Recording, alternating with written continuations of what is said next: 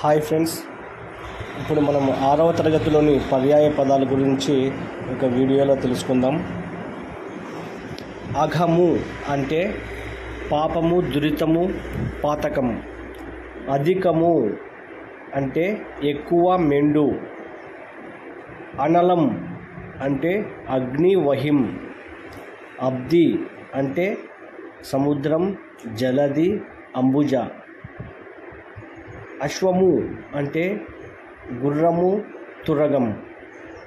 ఇంతి అంటే స్త్రీ, వనిత. ఉదకము అంటే నీరు, జలం. ఉర్వి అంటే భూమి, వసుధ. కన్ను అంటే నేత్రం, నయనం. కపి అంటే కోతి, మర్కటం. కుమారుడు అంటే తనయుడు, పుత్రుడు. కూరిమి అంటే స్నేహం, చెలిమి. కాశీ అంటే వారణాసి, అవిముక్తం. దెండము అంటే హృదయం, ఎద. తండ్రి అంటే జనకుడు, పిత. తరుణము అంటే సమయము, కాలము. ధనుజులు అంటే అసురులు, రాక్షసులు. దుఃఖము అంటే ఖేదం, బాధ. నంది అంటే వృషభం, ఎద్దు. నారి అంటే స్త్రీ, పొలతి. పరులు అంటే ఊరులు, ఇతరులు. పామరుడు అంటే అజ్ఞుడు, నీచుడు. ప్రతీక అంటే గుర్తు, చిహ్నం.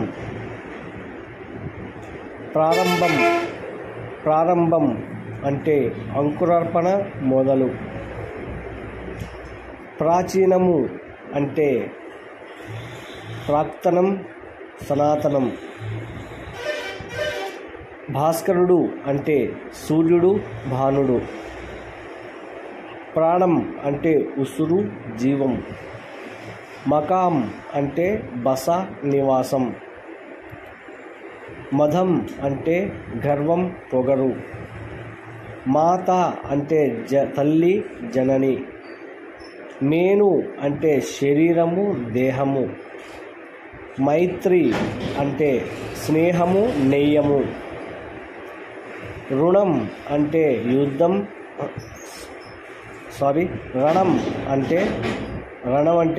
యుద్ధము, పోరు. రథము అంటే తేరు, చందనం. రాజు అంటే ప్రభువు, భూపతి. వృక్షం అంటే చెట్టు, తరువు. సకలం అంటే సర్వం, సమస్తం. స్వర్గం అంటే దివి, నాకం. ఇవండి 6వ తరగతిలో ఉన్నటువంటి పర్యాయ పదాలు. సో ఈ వీడియో కనుక మీకు ఉపయోగపడినట్లయితే ఖచ్చితంగా లైక్ చేయండి, అందరికీ షేర్ చేయండి.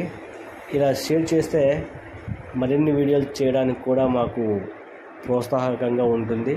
Thank you for watching.